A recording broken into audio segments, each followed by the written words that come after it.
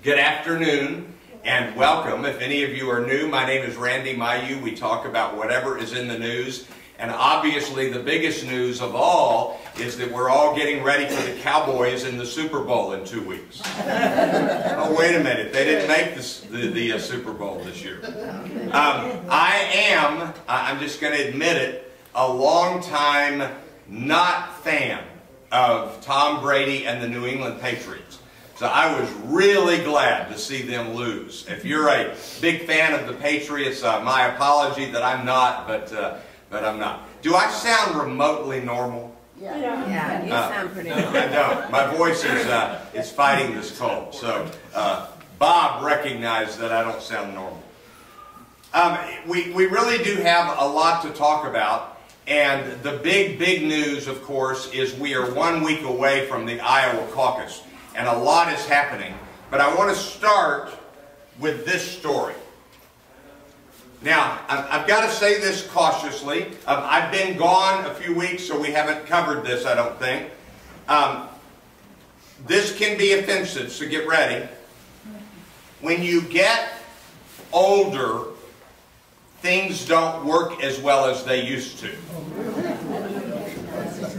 Now, that is true for a human person, and that is true for stuff, including great big stuff.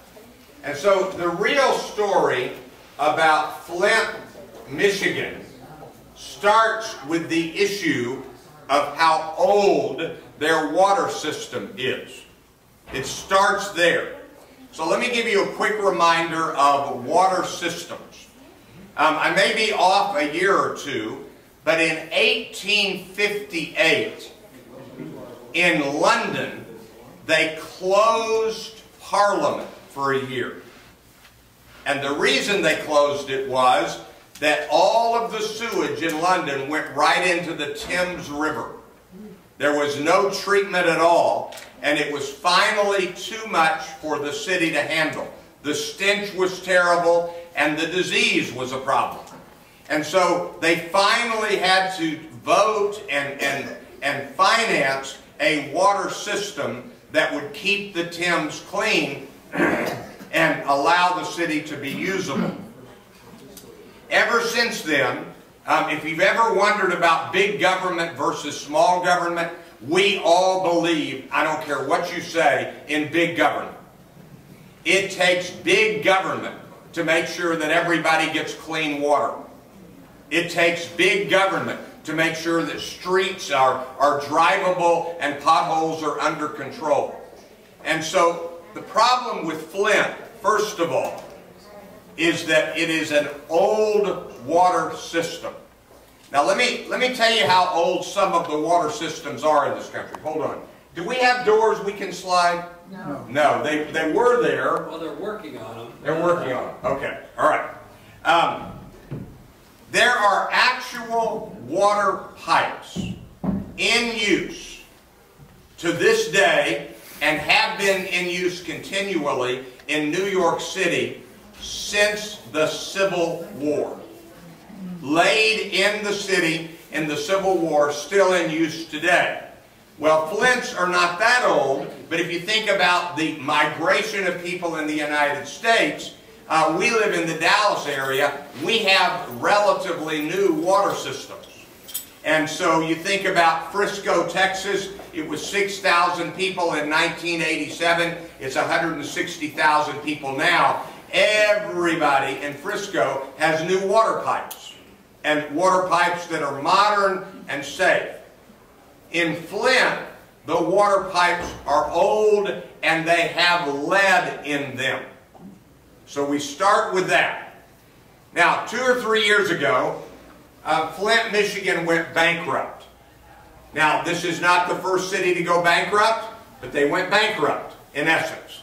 And one of the reasons they did is their population was over 200,000 when the General Motors plants were healthiest in Flint, and now it's right at 100,000. So let's kind of get our bearings on that. When you lose half your population, you've still got all the water pipes, you've still got all the expenses of the city, but now you have only half the people and half the tax base. And so when you lose that much money, you've got trouble. They had debt, they went bankrupt, and so the governor of Michigan appointed an emergency manager. An emergency manager. In a city like Flint, Michigan, you've got elected officials who set policy, and then you've got staff to run the city. I don't know Garland, but I'm confident, I'm certain, that Garland is what they call a city manager form of government. And what that means is you elect a mayor and you elect city council that sets policy and establishes budget. And then the city manager and the staff of the city run the city. Most Texas cities are that way. Some places of the country have mayor run instead of city manager run. Now, what you had happen in Flint is because they went bankrupt, the governor appointed the emergency manager of the city, and that emergency manager could overrule any decision by the city council. In essence, the governor took the city council's power away from him. So they could vote, but all it would be a symbolic vote. Well, a couple of years ago, 2 to 3 years ago, the emergency manager dictated that they would shift. They had been using water from Detroit, the Detroit water system, and they shifted to the Flint River. And in the shift, they made 2 big mistakes. Number one, they didn't realize the shift to the Flint River meant a different kind of flow in the pipes, and it would dislodge the lead. The lead had been contained in the pipes. Now with corrosion and shift and everything else, it would be dislodged and lead would get into the water supply. That's problem number one. Problem number two, and this one is beyond unconscionable. There is a treatment that the city, most cities use it, could put in the water that would protect the people from the results of the lead. It costs $100 a day for the whole city. The emergency manager, trying to save money, cutting everywhere he could in every way, disallowed the $100 a day expense. That one expense, $100 a day, would have likely kept the lead from getting into the water supply. What was that? Why was that? No, what was the... I don't know what it is. I don't know what the treatment is. I've just read about the treatment.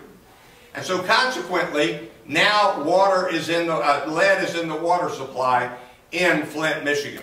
Over the last couple of weeks, the National Guard has been carrying bottled water door to door, but it's too late.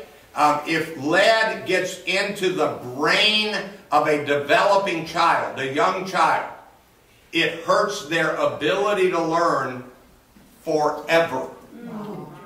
Forever. In other words, it can't be fixed next week.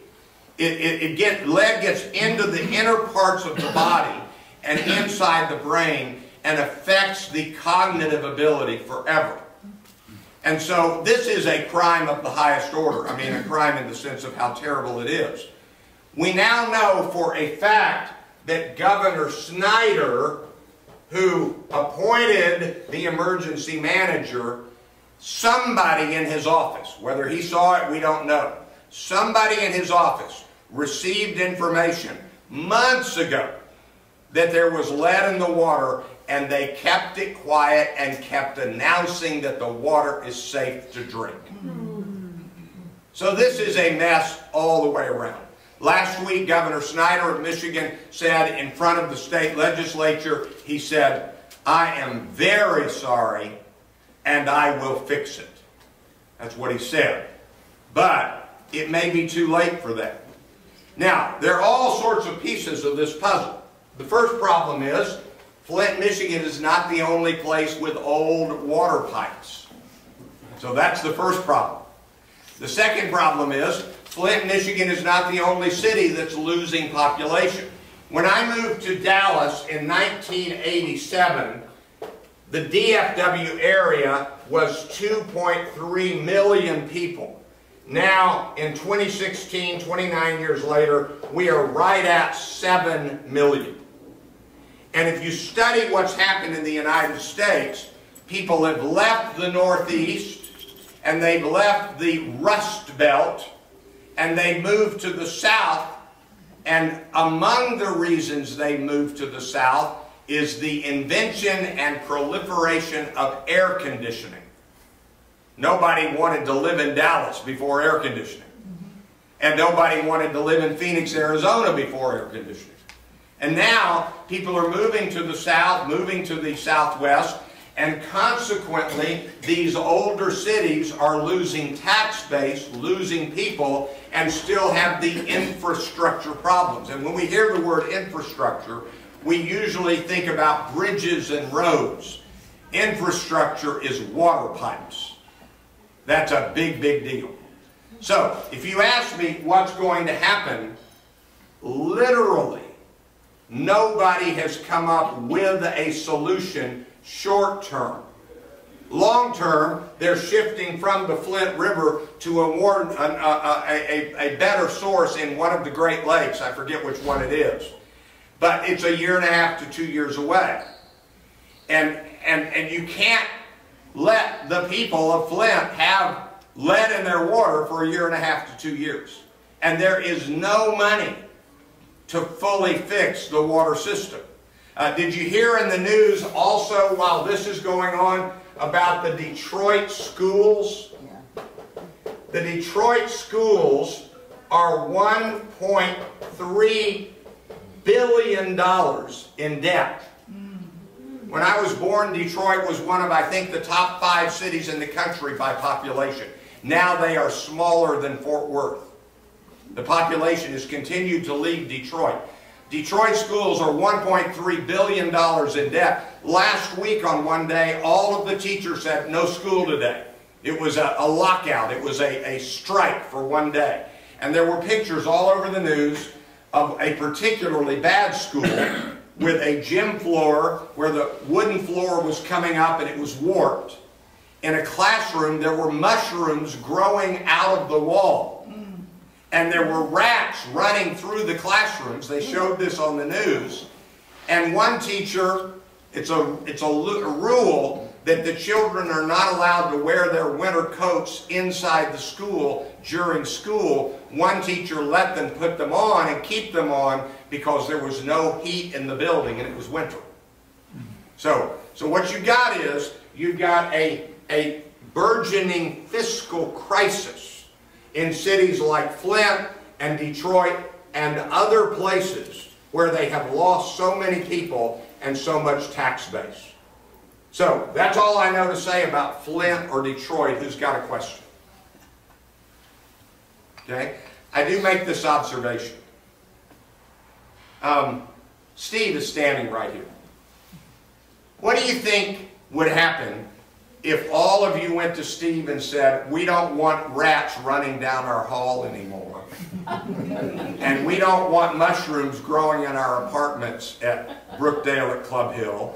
Do you think Steve would wait 2 years to fix it? He would not. And by the way, I'm assuming you don't have any mushrooms in your apartments or rats running down the hall. This is a serious observation. If that school that was so bad in Detroit, if that water supply that was so bad in Flint had happened in Highland Park, Texas, north of downtown, how long do you think it would take before everybody in the state moved to fix it in Highland Park? They would fix it in 10 minutes. This is literally the difference between poor cities, high unemployment in Flint, high African American poverty in Flint and Detroit. It's literally the difference between poor cities and richer cities. And I saw, I don't remember his name, but I saw the superintendent of Detroit schools, an African American man, being asked about what to do about the schools. And he said, I'll never forget it, he said, we are $1.3 billion in debt. I have no money. We have to use the buildings we have. That's it. I don't know what to do about it. Okay, no question? Yes, sir, back here. What about the comment, though? I know it's a bad situation, but a lot of it has been self-inflicted. The teacher retirement plan, the public, other police, the fire, and so on, Flint, up and down the West Coast, and so on, is so unbelievably generous. Yeah. So let's play with that a minute. Self-inflicted. The children drinking the lead in the water, they're not at fault. No. Certainly. And so one of the problems is, and you've really got a twofold problem. One, you got to protect the health of the children. Agree. And then you got to fix the system that did have self-inflicted fiscal irresponsibility, and there was. But in reality, even though I know that argument, when you lose half your population and you still got to keep the water going, I mean, it's almost an impossible task, and that's what's making it difficult.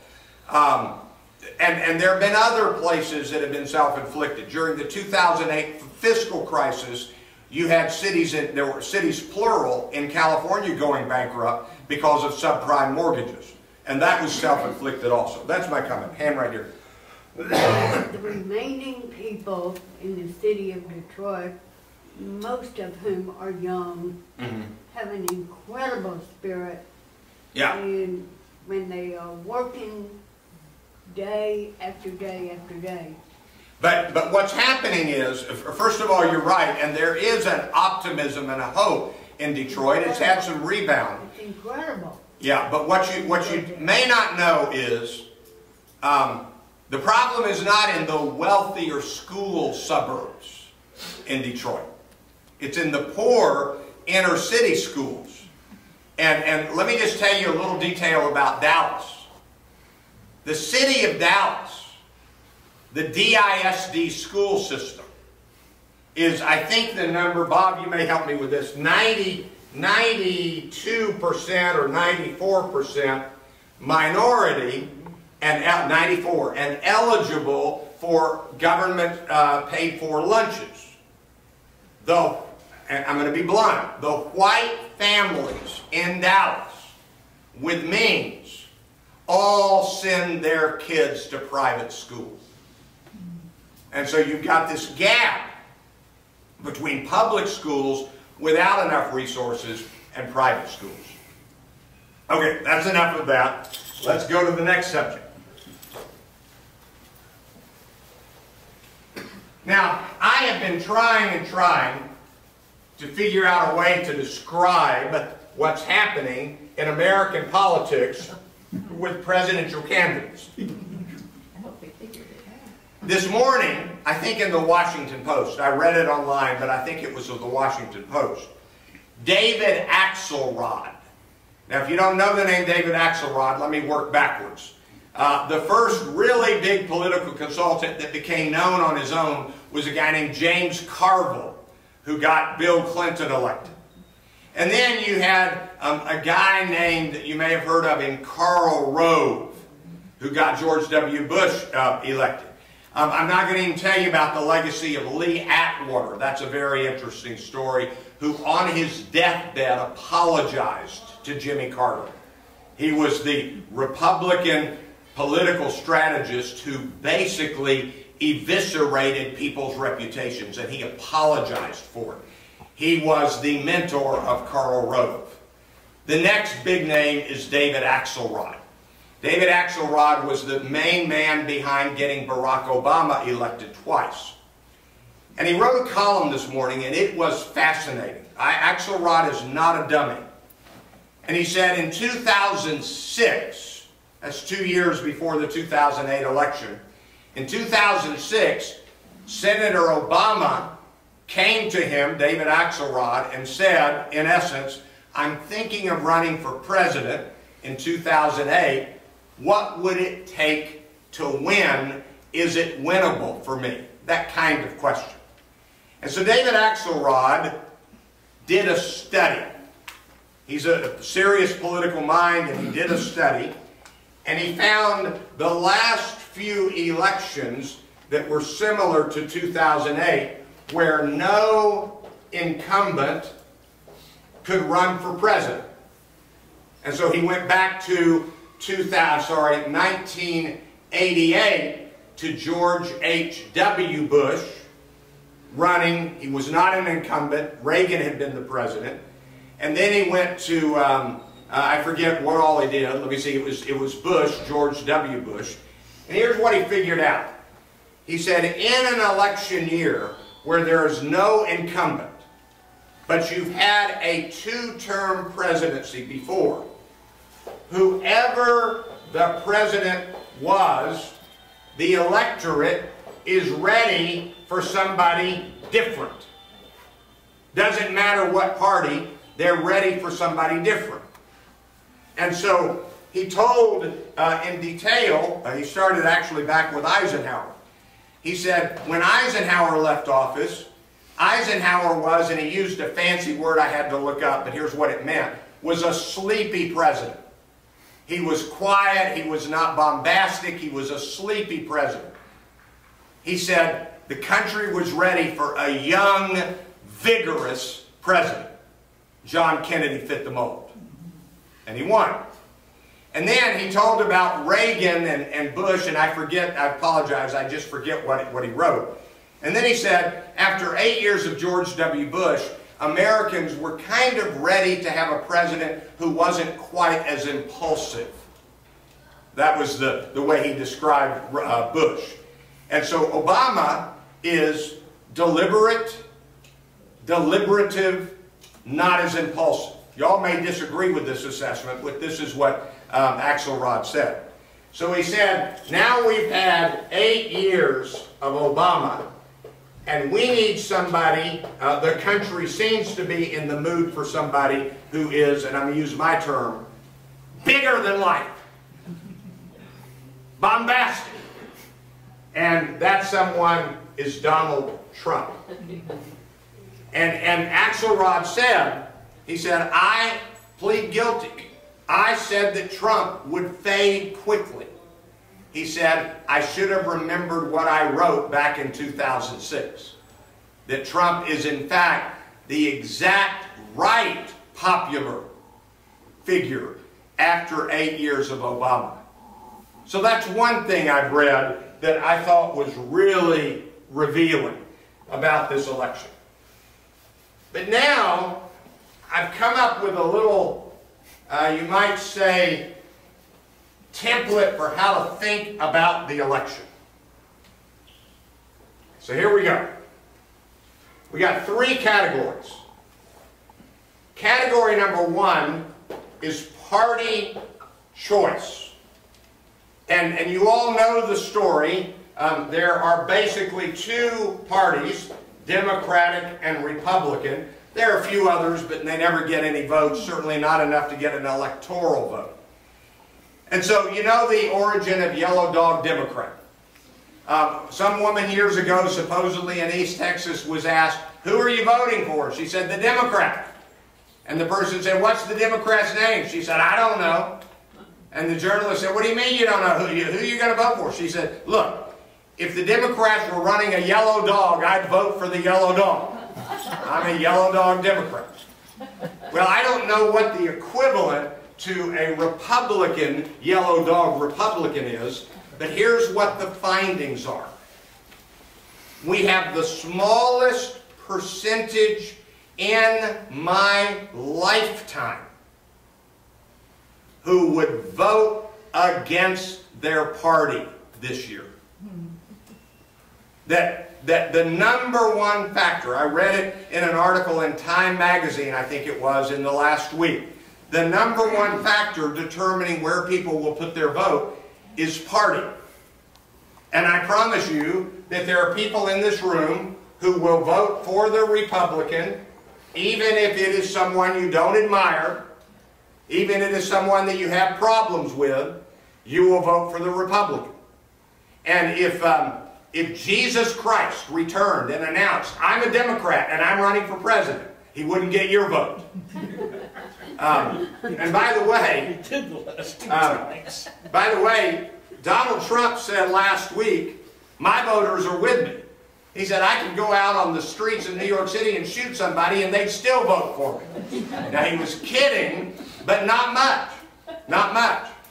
Now, the same is true for the Democrats. And so, I know quite a bit about the writings of both groups on the internet. There's a website called Daily Kos, K-O-S, started by Marcos Zuniga. It's the most liberal, consistent website that has a big audience. And the people on that website want Bernie Sanders to be president. They want Bernie Sanders to get the nomination. They want Sanders to be president. But to a person, they all write something like this, but if Hillary ends up with the nomination, of course she will get my vote. And the same with Hillary supporters. If Bernie were to get the nomination, of course he would get my vote. So the Democrats are going to vote for the Democratic candidate, and the Republicans are going to vote for the Republican candidate. Let me tell you how much we know this. Kind of one of the patron saints at the moment still around is Bob Dole for the Republican Party. And Bob Dole said last week, he said, I would rather have Trump than Cruz. So he said basically, I'm ready to vote for Trump if my only two choices are Trump or Cruz.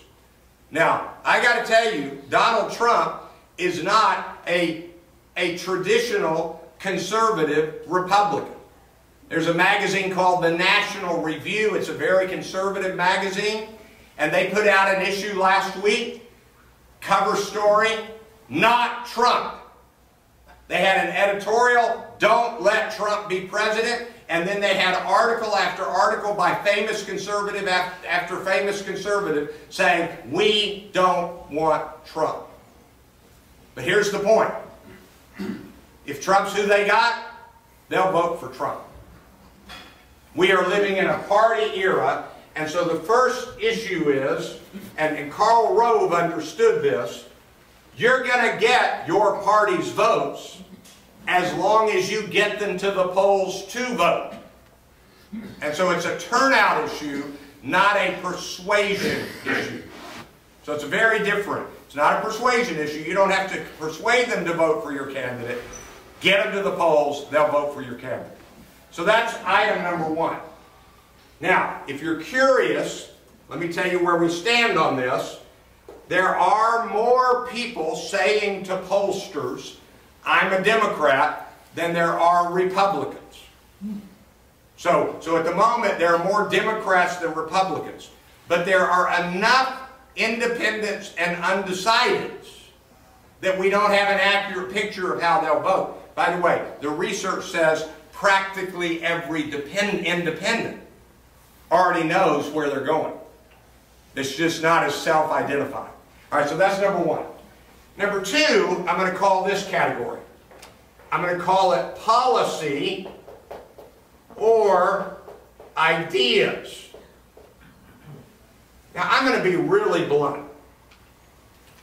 If we were a well-educated folk, this is really the only column that would matter. I mean, let's put it in simple terms. Anybody in here willing to make the case that Richard Nixon was the most ethical person in human history? No. But I will tell you that his policies were supported by his people. Not him, but his policies. Anybody in here willing to say that if you had 10 daughters, you'd like all of them at one time or another to date Bill Clinton? No.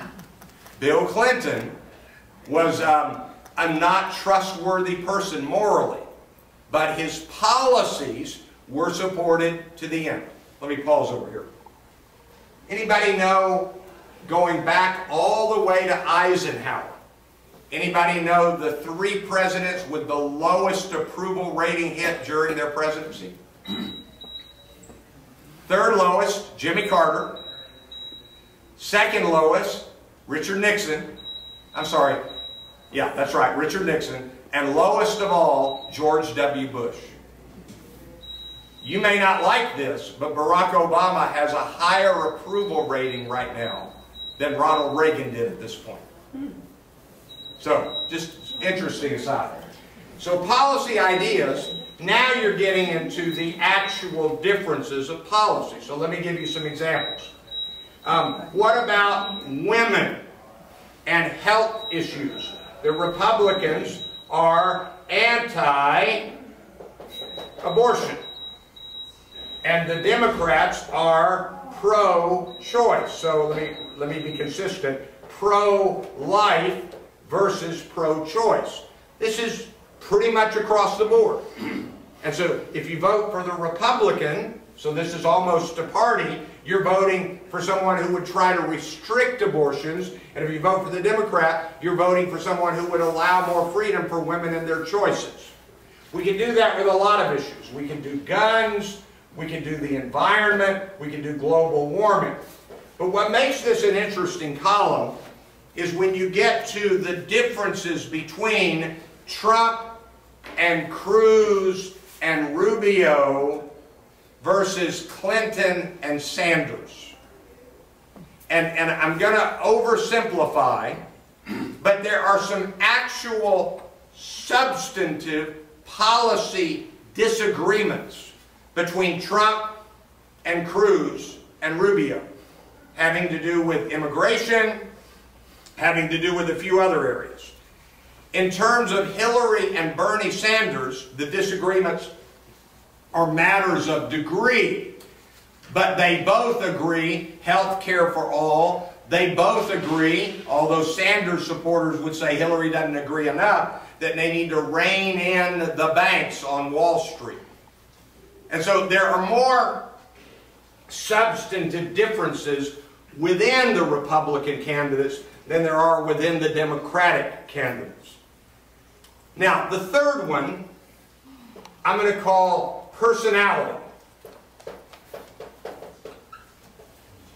And you can label this any way you want. You can talk about speaking ability, you can talk about charisma, you can talk about whatever you want to. So let me make your list. Are you ready? A guy with some level, pretty good size of personality, is a guy named Bernie Sanders. And then you've got a little bit from Ted Cruz. When Jeb Bush was born, the personality gene was not present. He is not much of a personality. Not compared to Ted Cruz and Bernie Sanders. I didn't leave enough room. As big a personality as Cruz has, as big a personality as Sanders has, there is a gigantic personality in a guy named Donald Trump. There is nobody like him in my adult memory running for president. Let me give you a specific illustration. Last week, Ted Cruz thought he would get a little attention in the media.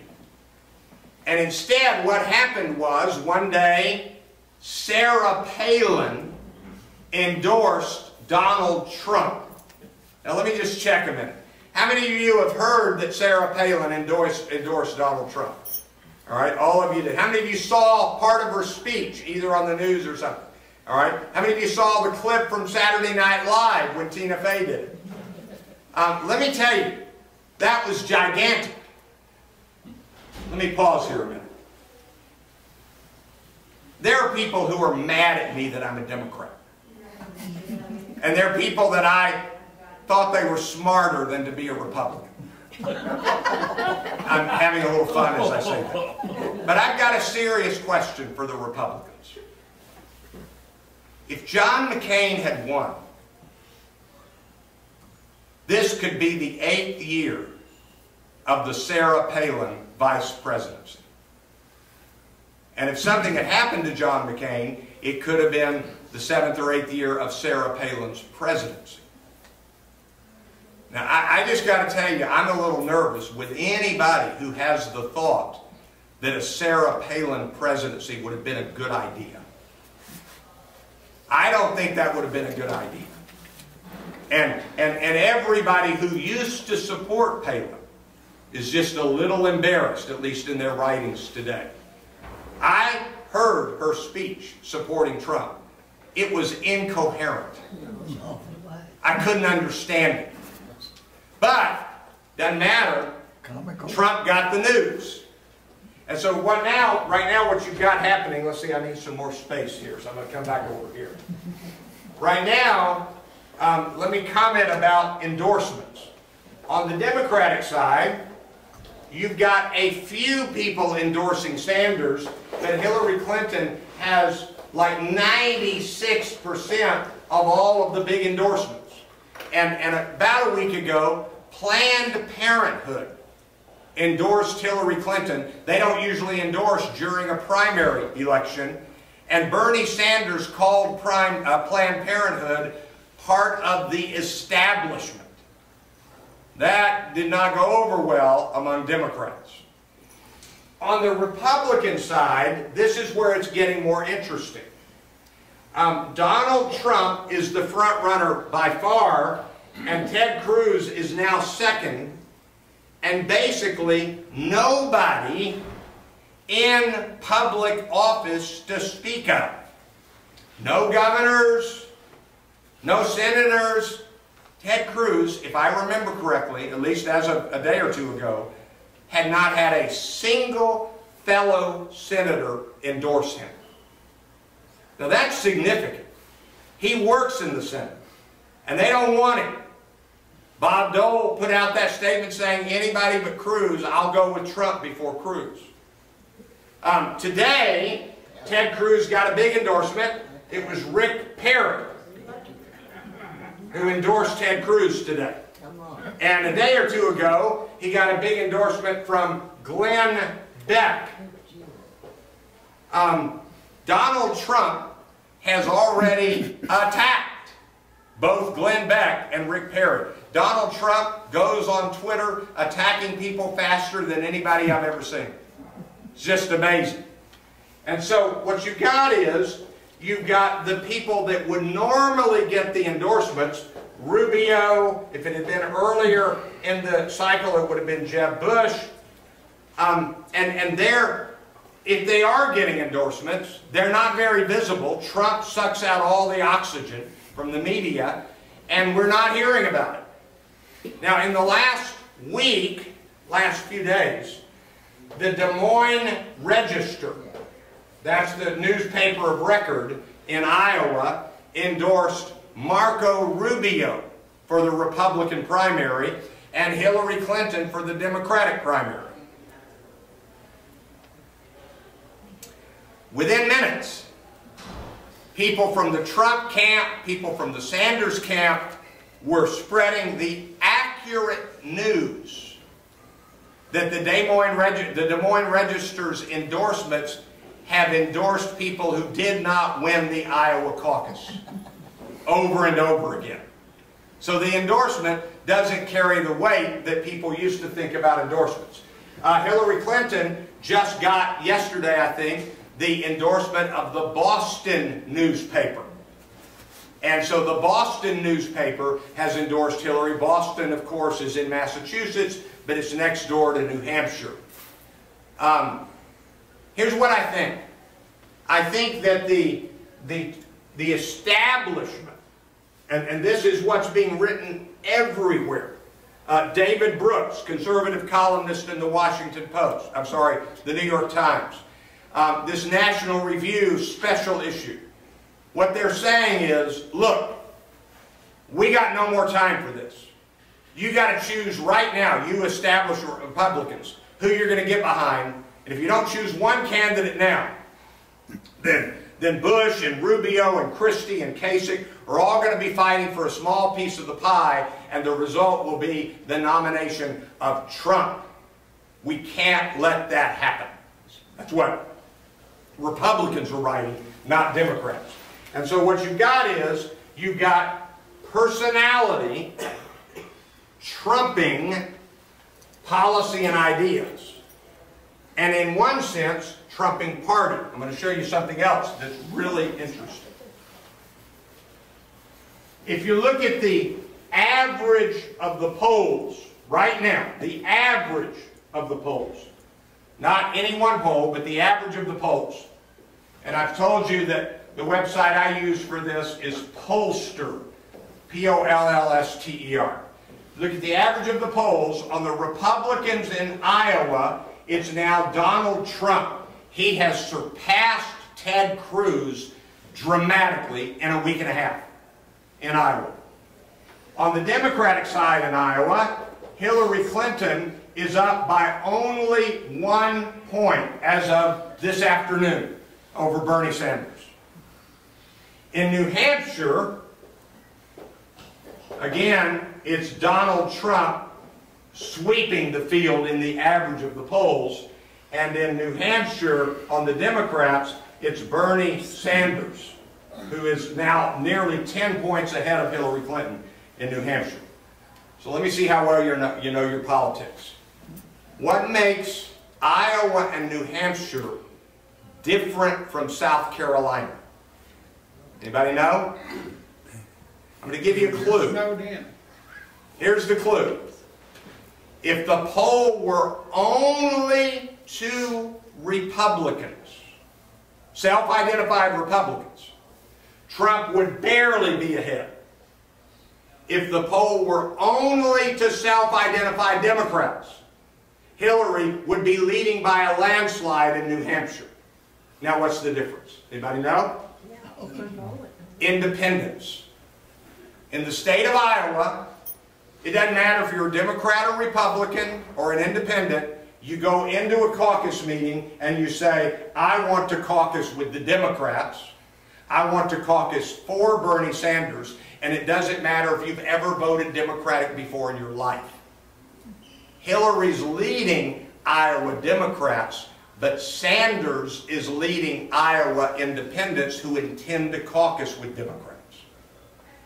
In South Carolina, you vote in the primary that you're registered for. Independents don't get that vote in South Carolina. Same story, slightly different in New Hampshire. In New Hampshire, they got Democratic people voting in the Democratic primary and Republicans voting in the Republican primary, but in New Hampshire, an independent can choose either one.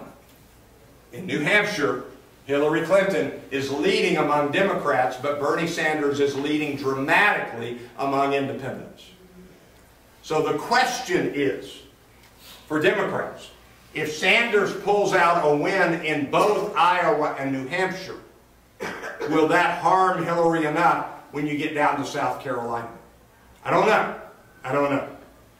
Okay, so now we're nearly out of time and you want to know the answer. So here's my answer today. It could be changed by tomorrow. By the way, next Monday I come back here.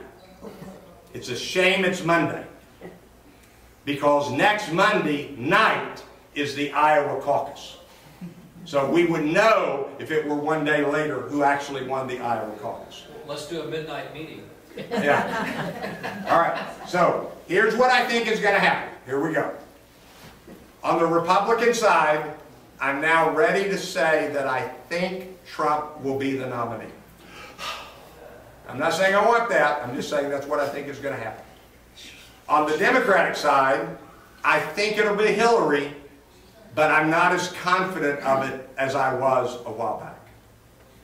Now, just to show you I'm paying attention to the news, hey Randy, what about the latest news about Hillary Clinton and her emails?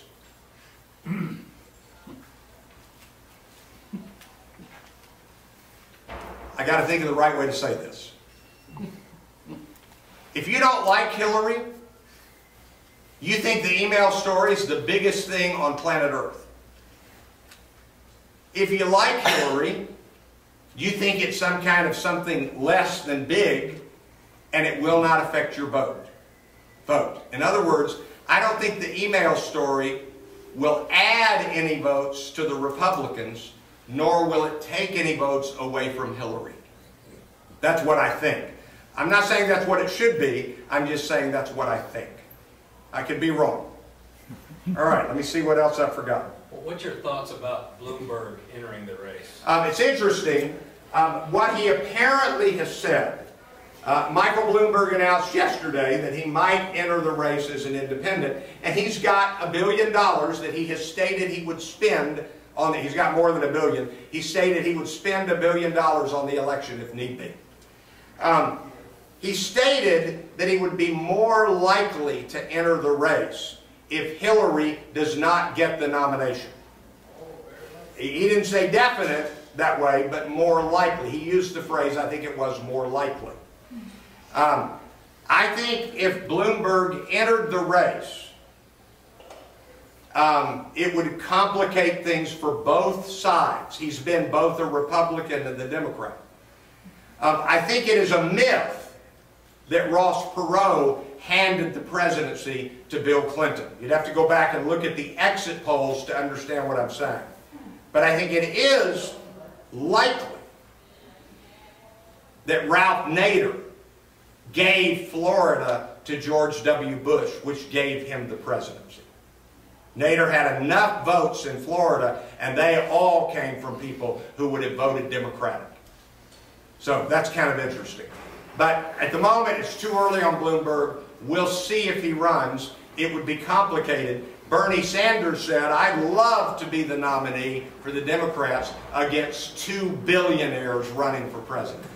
So that was Sanders' statement. Yes? Of course, I hope that Trump doesn't make it. I think he's just plain stupid. He's not stupid. Trump is not stupid. He's crazy, but he's not stupid.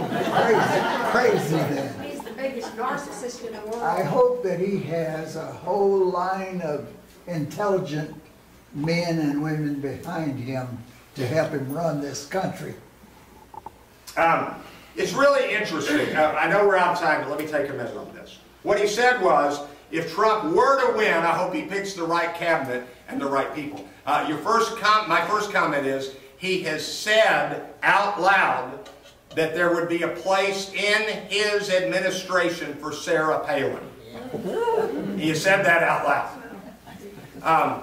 I don't think there's much evidence that, do all of you know about the book Team of Rivals, about Lincoln's cabinet? It's a great book about the different people on the cabinet and how they didn't always agree. I don't think there'd be much chance of Donald Trump putting together a cabinet of smart people who would disagree with him. Y'all hold on a minute. We'll be in bad trouble. He's a dictator. You're a yes man or needed work. I'm going to read you something.